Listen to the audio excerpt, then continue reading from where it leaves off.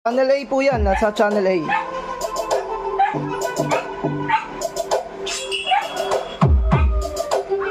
So ito po yung ating full range na speaker. Yan. Naka full range po yan.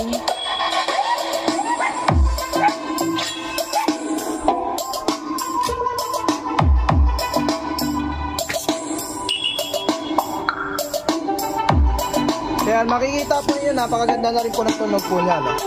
So walang processor, gamit na natin is mixer.